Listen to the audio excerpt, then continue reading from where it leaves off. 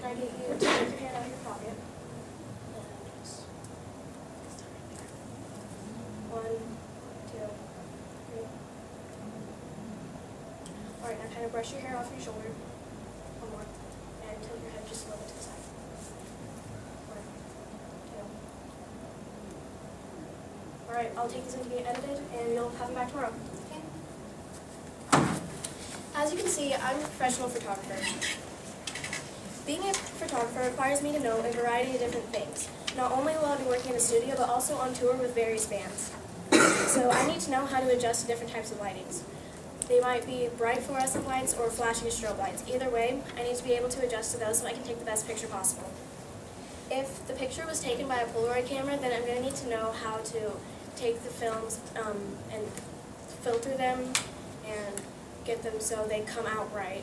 And if the picture was taken by a digital camera, then I'm going to need to know how to transfer those pictures onto either a computer or a tablet, so that way I can get them filtered and edited.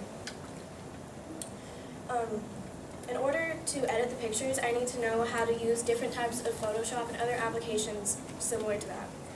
Not only are there those two types of cameras, but there's plenty of different ones. There's Polaroids, digital, rugged outdoor cameras, and many other different types. Each of these cameras are made for different settings, and, like scenes, and they all work best if they are used in that location. Out of all the job options I could have chosen, I narrowed it down to 3. My third choice was to be a fictional author. I wanted to be an author because I would have the chance to be creative and express myself through different types of writings. My second option was to become a fine artist. I've always enjoyed drawing and painting, and doing that will give me a chance to let my creative side out. Although I absolutely love drawing and writing, I've settled on a different job. The occupation I have chosen is to be a professional photographer. Opportunity cost is what I gave up to gain something else. By giving these things up, I am missing out on many different opportunities. I've given up not only being an author, but also being an artist. Although I've given up 2 potential job opportunities, I have a chance to be what I have dreamed of becoming for the past few years. With every job comes perks. Some perks of being a photographer consist of the fact that I have the chance to travel all over the country. Another positive incentive is that there is no written uniform. I can dress casually as long as I still look professional and my outfit isn't too revealing. A third and final incentive is that I can do what I love every day. Everything isn't always going to be sunshine and rainbows, though. Along with the good things in life, there's some bad things too. For me, those bad things consist of the fact that I have to be around sweaty boys all day in 100-degree weather every time I'm on tour. Then that can get pretty gross and exhausting. Another downside to being a photographer is that the work hours can be extremely long. If I'm in the studio, then it only lasts up to about an 8-hour day. But if I'm on tour, then it can be up to 12 hours. The only good part about that is that there's more days off. A third and final negative incentive is that there's a whole bunch of responsibility. If the pictures I take aren't perfect, then they're not going to get published, and if they don't get published, then I don't get paid. On my spreadsheet, my estimates were way off from my parents' estimates. I overpriced almost everything, and they underpriced a lot of things too. Living in Los Angeles is much more expensive than I thought it would be, but having a roommate helps out a whole bunch. A few things that I overpriced would be the rental insurance, property tax, and miscellaneous. For the rental insurance, I have $1,500 when the real price is only $15. I labeled the property tax to be $400, and the actual price for that is only $14.75.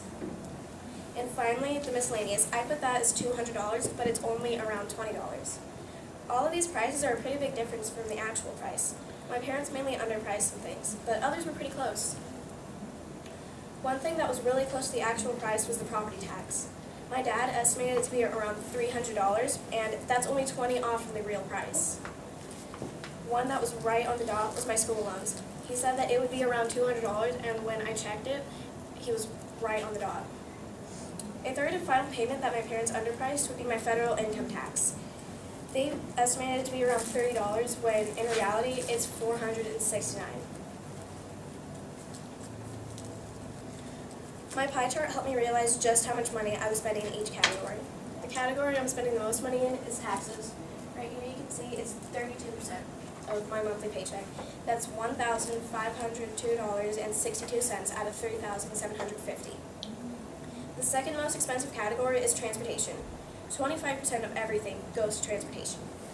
This adds up to about $763.75 of my monthly paycheck. Discretionary takes up 13% of my budget. I spend about $435 a month. Housing takes up about 9%.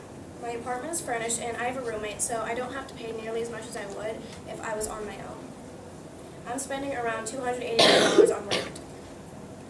My school loans and food are both only 7%. I'm buying around $225 worth of food, and for paying off school, I'm paying $200 a month. Medical insurance takes up 4% of my monthly budget, and finally the toiletries. Those only take up 2%. Trade-offs are things you give up so you can get something else. I gave up having a home phone so that way I would be able to have a smartphone. I also gave up having more money in my savings account so I could have a pet. The final thing that I gave up was getting paid more. I gave this up because I really wanted to be a professional photographer, and even though an artist or an author pays better, I know I wouldn't enjoy it as much. I attended the Art Institute of Los Angeles, California. There I received my Associates of Arts degree in photography. I also have previous experience in the photography field. I'm creative, flexible, self-expressive, and a people person. My references are Alan Ashby and Mitch Lucker. In my letter of application, I wrote to Alex Gaskarth. He is the manager at the Alternative Press Studios in Los Angeles, California. I applied for a tour photographer position. A tour photographer goes around with various bands and takes pictures while they perform. One of the websites I used was altpress.com. This website told me how to apply to become a part of the AP Photo Army, and it explained all the different types of photographers they have and what they do. CareerCafe.com told me more about how to become a photographer, such as the skills I will need and things along the lines of that. Visit.artinstitutes.edu helped me find the college that I wanted to attend and how much it's going to cost for me to go there. VansWarpedTour.com helped me find out how to gain press passes and how to get backstage so that way I can actually take pictures while bands perform. The first article I have is from the Warped Tour website. This is the one that explained to me exactly how I can get my press passes and how to get backstage, and that helped out a lot. My second article is from the AP contact page. This explains how you can become a part of their photo army and exactly what type of photographers they have and what each type of photographer does. So, with that, can I get Jorge and Reese up here?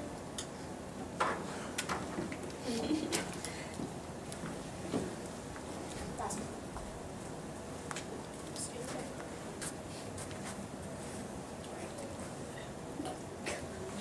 1, 2,